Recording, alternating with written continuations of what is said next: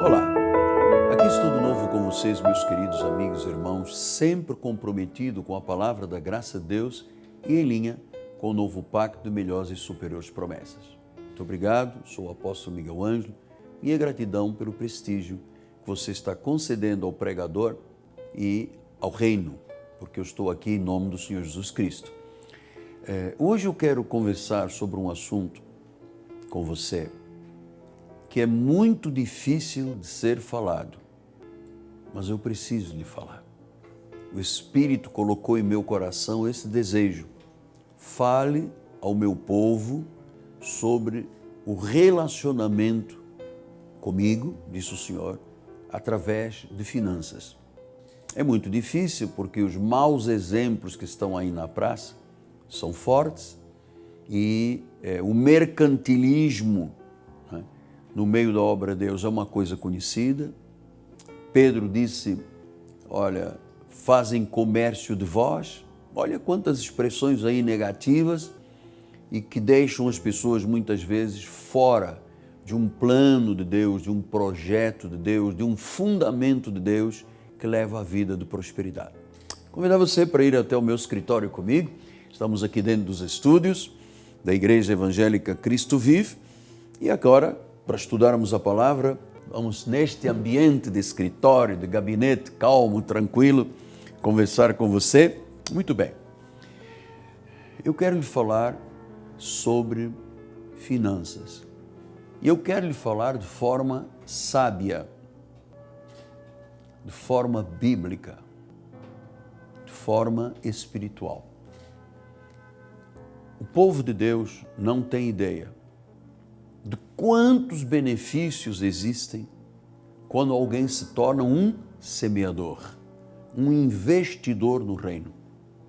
Quando alguém diz, está aqui o meu dízimo por obediência a Deus, está aqui a minha oferta de amor, quero contribuir para que a igreja possa pregar o Evangelho, estar na televisão, estar na rádio, estar na rede internacional, estar nas mídias sociais.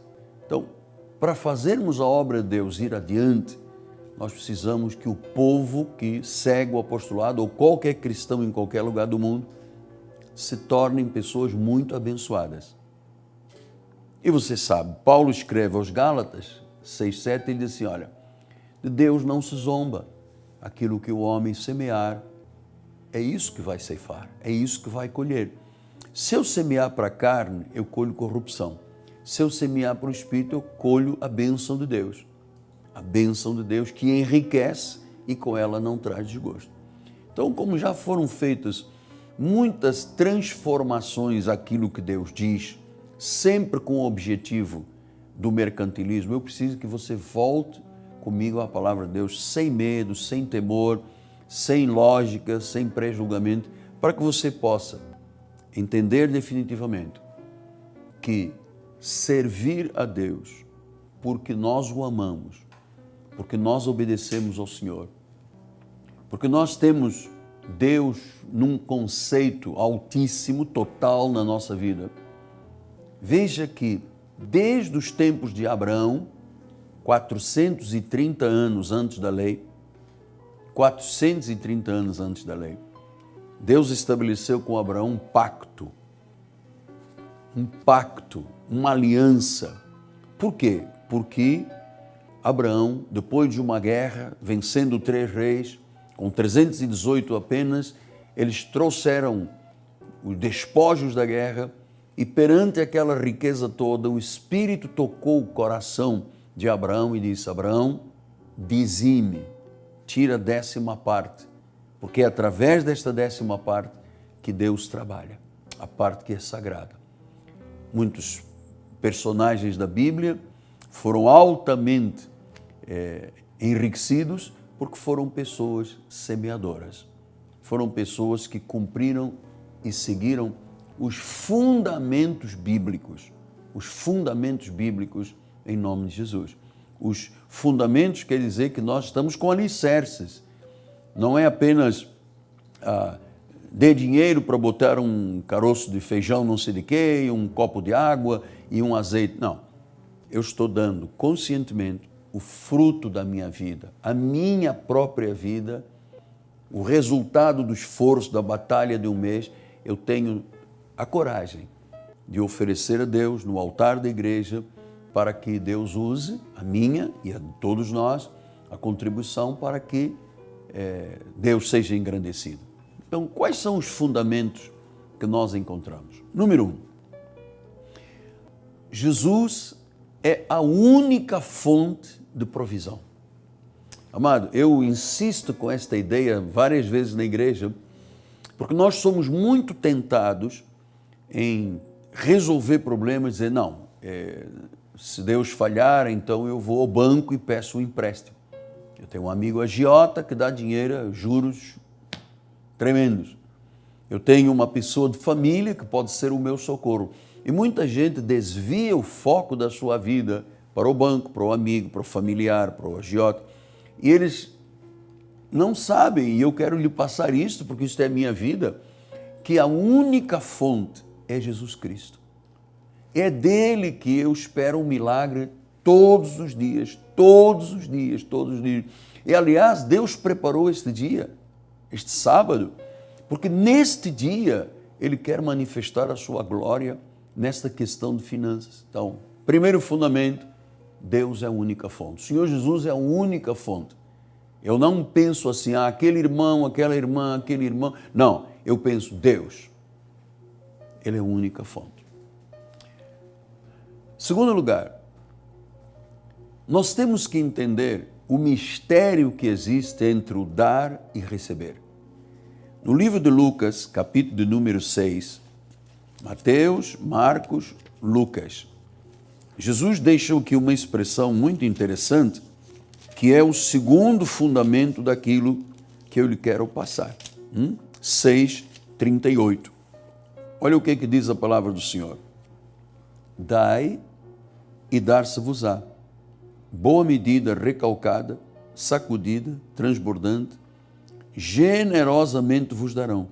Porque com a medida com que tiveres medido, vos medirão também. Então Jesus está dizendo, olha, você tem que aprender este mistério de Deus e esta revelação.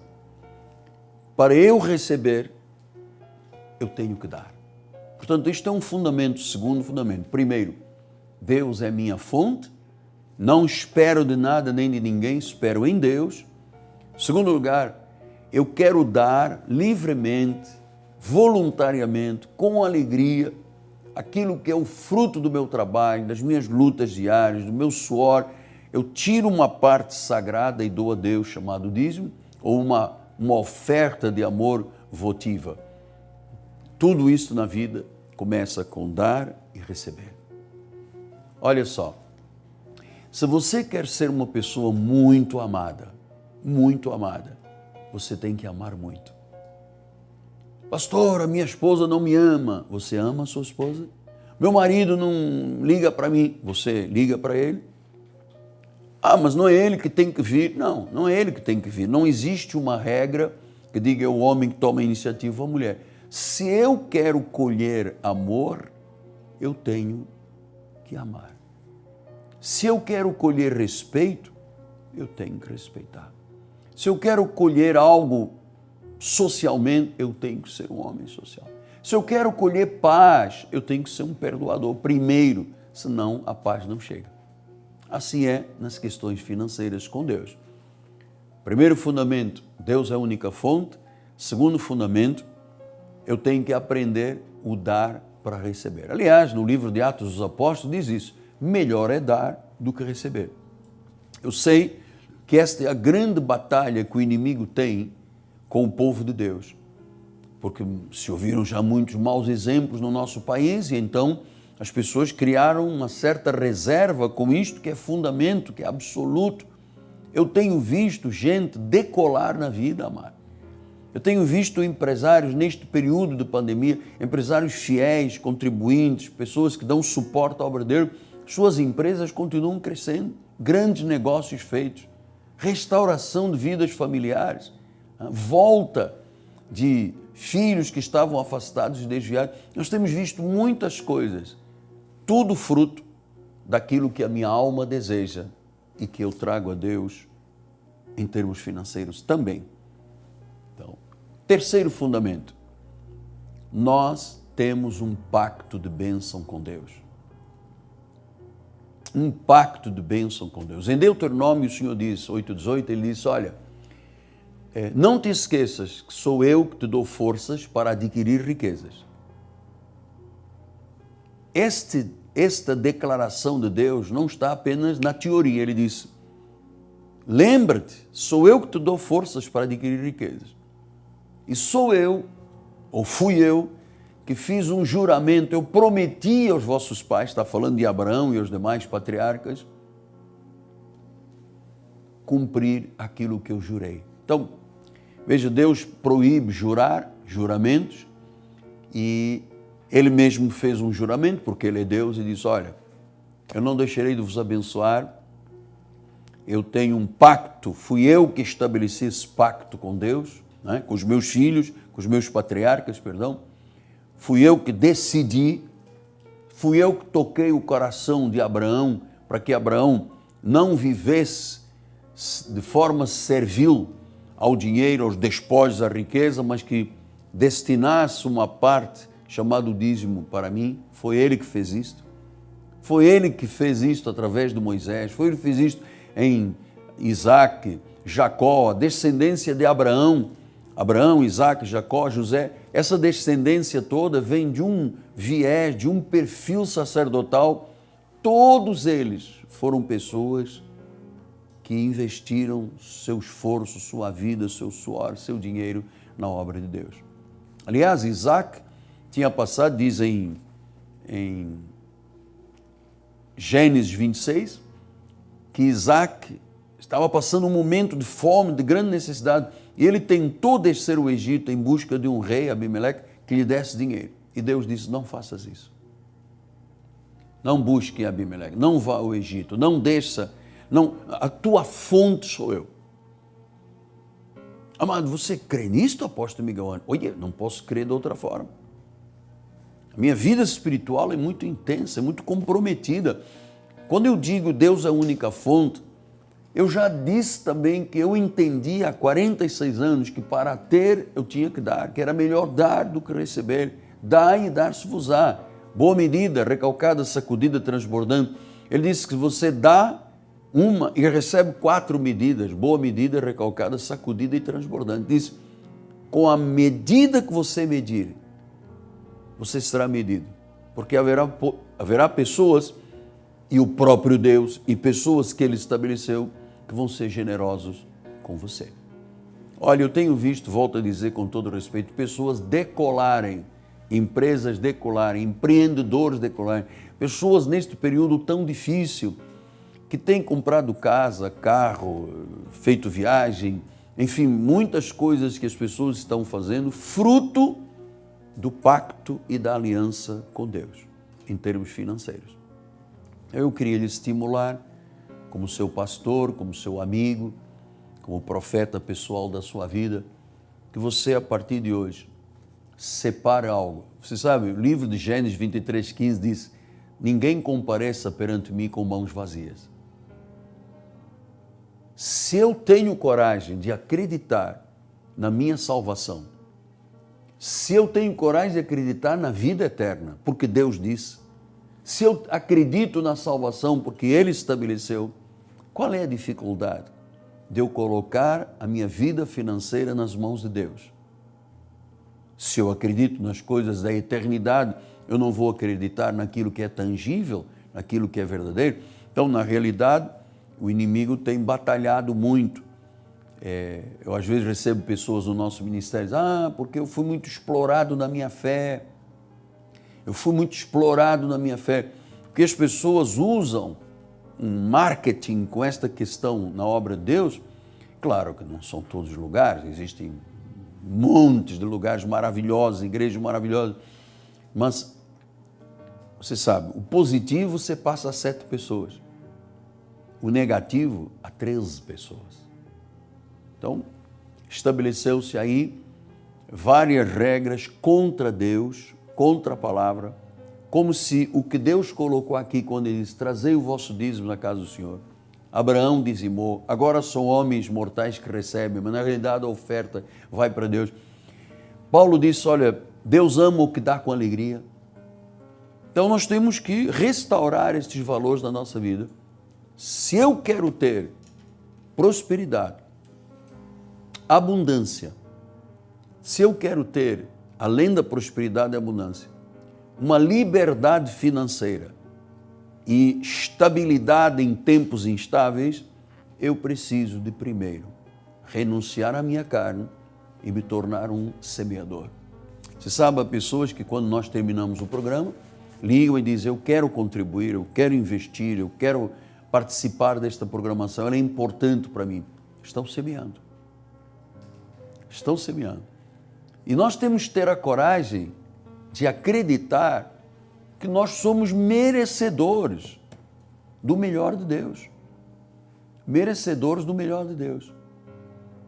Então, eu acredito, você sabe, a maioria das pessoas tem muita dificuldade de receber. A maioria tem coragem de dar, mas muita dificuldade de receber. E eu tenho ensinado as pessoas.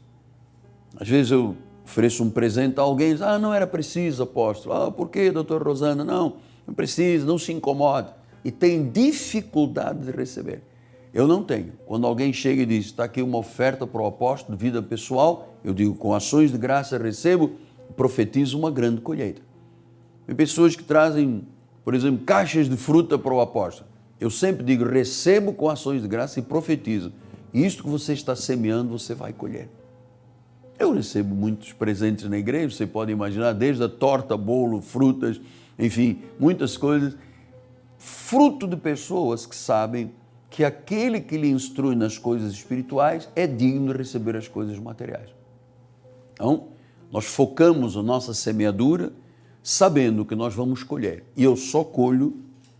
Paulo ainda disse que se eu semear pouco, eu vou colher mais pouco. Mas se eu semear muito, eu vou colher com fartura e abundância. Deus ama os que dão com alegria. Comece a investir na obra de Deus. Tira uma parte da sua vida e esta é para a obra do Senhor, é para salvar vidas. É para que a Igreja Cristo Vive continue pregando aqui. Estar aqui na Bandeirantes custa muito dinheiro, você pode imaginar. Nas mídias sociais ainda mais, no satélite, na rede internacional. Mas este é um campo de terra fértil. A obra de Deus só precisa ter terra fértil e uma boa semente. Se você pegar uma semente de fruta e colocar no asfalto, no granito, no mármore, não vai acontecer nada. Se você comer, acabou. Mas quando você semeia em terra fértil, que é a obra de Deus, você tem colheita. Estou lhe dizendo com muito respeito e carinho, eu estou neste processo com Deus há 46 anos. Eu construí uma catedral gigante, uma cidade refúgio, com milagres atrás de milagres. Você sabe por quê? Porque eu sempre fui um homem fiel a Deus. Sempre. Desde Portugal. Primeira vez que eu entrei numa igreja ainda de cadeira de rodas, eu já fui o contribuinte, porque eu estava semeando. E a minha mãe na fé me ensinou em Portugal, dizendo, Miguel Ângelo, se você não quer passar por nenhuma necessidade, nenhum aperto de vida, seja fiel, contribuindo, dizimista e ofertante. Assim eu fiz. Passaram-se 46 anos e aqui estou eu dizendo que a mesma vida vitoriosa que o povo de Deus tem, é a vida vitoriosa que o pastor tem. O pastor não está fora da bênção de Deus. O pastor não está fora do sucesso, da bem-aventurança do ter, porque ele faz como paradigma e exemplo para que a igreja faça.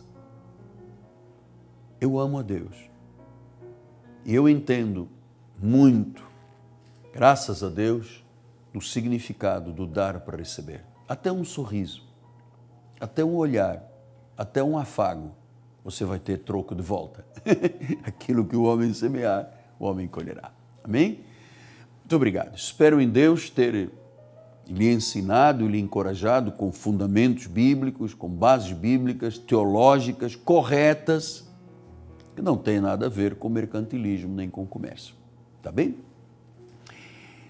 Amanhã teremos dois grandes encontros na Igreja Cristo Vivo. Vai ser o dia da Ceia do Senhor, o primeiro domingo. Temos um telefone de contato, 3017 90 90.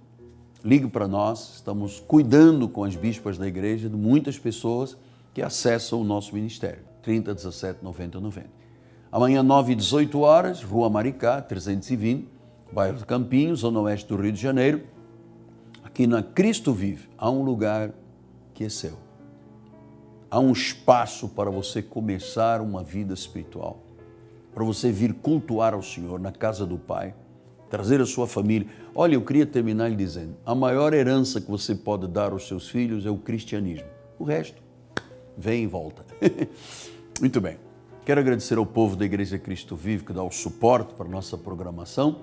Em particular, todos os sábados eu digo a Deus muito obrigado pela vida de Rodrigo e Fabiana Ambrósio, empresários, donos do Turbomil, do mercado Turbomil, em Vila Emil Mesquita, na Baixada Fluminense, que tem uma visão de amor com a obra de Deus. Todos os cultos, este casal semeia para Deus, para que almas sejam salvas, para que vidas conheçam o que eles conheceram. Muito obrigado. Bem-haja por vossas vidas. Eu amo vocês, eu amo o Turbomil. Amém? Muito bem. Agora você vai ficar com a Bispa Nacional, minha filha amada, minha herdeira espiritual, Bispa Ana Carolina. Ela vai lhe falar sobre literatura do apóstolo. Tenha um resto de semana feliz, um domingo abençoado, um mês de julho próspero, abundante, alvissareiro, com retorno da tua sementeira em Deus, com abundância. Amém? Graça e paz. Até amanhã, 8.